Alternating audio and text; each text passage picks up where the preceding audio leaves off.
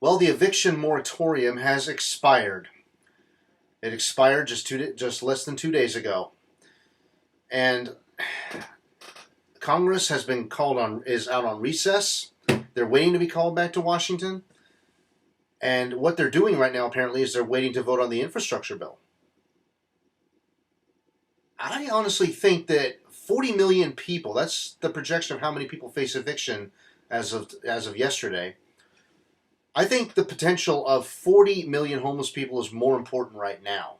Once you can keep these people in their homes, then you can go to infrastructure. But 40 million, wow. I know Kyle Kalinske of Secular Talk just came out with a video saying that there probably hasn't been anything like this since the Great Depression. And honestly, I think he's right. I think he's right. In fact, this has the potential to be worse than the Great Depression. And unlike back in the 1930s when we had someone like FDR, and it was the Republicans who were in power at the time the crash happened in 29, this is going to happen when Democrats are in charge. And that could potentially earn them a big, massive political blowback in 2022, and the Republicans could sweep the majority in both houses. And if that happens, don't expect any favors out of them. They ain't going to do anything to help the American people. No way. 40 million, let's say the number stays at 40 million and 40 million people do indeed end up becoming homeless. Well, what do you think the Republicans are going to do? They're going to throw police at the problem. They're going to throw in the National Guard whenever they can. They're going to tell their Republican supporters, arm yourselves, the homeless vermin are coming to take over your neighborhood. Hell, they're going to do anything they can to wage a ground war on these homeless people. That is what they will do. Because that's their answer to everything. Every time capitalism becomes a victim of its own consequences, because that's the way capitalism is, they just say, okay, we're going to treat the symptom by, cutting off the tumor, as it were. They just kill anybody in their path who poses a threat to capitalism, which is going to be 40 million homeless people in this case. I shudder to think of that, but hey, I wouldn't put it past the Republicans after what happened on January 6th. And the nonsense they've been spewing since then. Some of the suggestions that have come out. Michael Flynn had a suggestion about, maybe I'll go assassinate somebody in Washington. After these idiotic church people give him like a camouflage painted AR-15 inside a church. Yeah. Oh boy, those people really, they get my nerves so bad. Those Christians with guns. Anyway. This is dangerous, guys. This is a really dangerous moment right now. And it doesn't matter what anybody says. Like, hey, calm down. Don't turn violent. And I wouldn't encourage violence, of course. I don't encourage that. But it's not going to matter what I say if people get desperate enough. And 40 million homeless people. And we face a situation where the party who would rather see them 6 feet under than invest in them to lift them up on their feet. That's, oh boy, it's like jumping into a black hole. I mean, this is really, really, really bad. And I don't know if this is going to end well for anybody.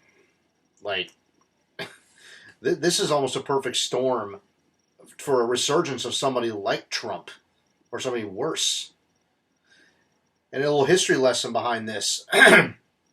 Starting around the late 1910s, after World War I, and into the 1920s and 30s, Germany started reeling from the devastation they caused during the First World War, and they had to pay reparations all across Europe. And inflation was so high in Europe, in Germany during that time. Like there was a period when, like, let's say, I don't know the exact numbers, but relatively speaking, like 5 Deutschmarks could have bought you a loaf of bread. That very same day, if you got paid and you didn't rush to the store to get that bread, by the end of the day, that 5 Deutschmarks were the bread could end up costing 5,000 Deutschmarks. I mean, that's the level of inflation they were facing. And what happened? What happened? They tried a coup in I believe it was 1921. If anybody's watching this who knows better, please let me know in the comments, or I'll just look at it later.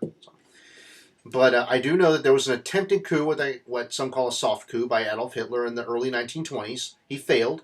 He was arrested, and he spent time in prison. And when he got out, Germany was in such dire straits that he started to rise to power again once he started going to the people and saying, hey, look at what your government's doing. You know? Well, if this eviction happens and nothing is done about it, you honestly don't think that Trump could sweep back into office in 2024? And he could basically use his goons to overthrow democracy and rewrite the Constitution to fit the conservative agenda? And just basically end the country as we know it, making him the sole dictator? You don't think that could happen? If you don't think that could happen, you don't know history. And you don't know the human condition like you think you do. If people are desperate enough, they will cling to anything that looks like it's going to get them out of the situation that they're in. So Congress really needs to start taking this seriously. They need to extend this eviction moratorium. In fact, they need to just eliminate all of the back rent, period, and use the money to, give to the landlords to make up for that back rent. But I honestly don't think that's going to happen. I don't think they're going to come to any sort of conclusion. I think most of them, the Republicans and conservative Democrats, simply don't care. I think they would rather, as I said earlier, throw police, National Guard, and vigilante groups at the problem if you're the Republicans. So it's looking ugly, guys. It looks like it's really, really, really going to get ugly here. And could a revolution be in our future if Congress doesn't properly address this situation? I mean, think about it. 40 million homeless people. That ain't no laughing matter. Look at the French. Look at the Russians. Look what they had to do. When the owner class wouldn't listen to them, and the working class people, the consumers, the average person felt abandoned, like they had no other recourse. What did they do? They revolted. In the case of the French, it failed, but it left a lasting impression, and France started moving in a positive direction after that. The Bolshevik Revolution succeeded. And unfortunately, the wrong people slipped into power once Lenin died. I think it was an aneurysm. And they twisted and perverted what the Russian people were trying to do to create the Soviet Union. And it was a centralized power structure. And, the best of intentions just got turned on its head. So who knows what could end up in this country if we let it happen. So Congress needs to get on this and stop jerking off. Stop jerking us around. Stop wasting our time. Stop wasting our tax money on things they don't need to be spending it on. Get these people back in their homes, or get it so they can stay in their homes. And let's get through this pandemic the right way.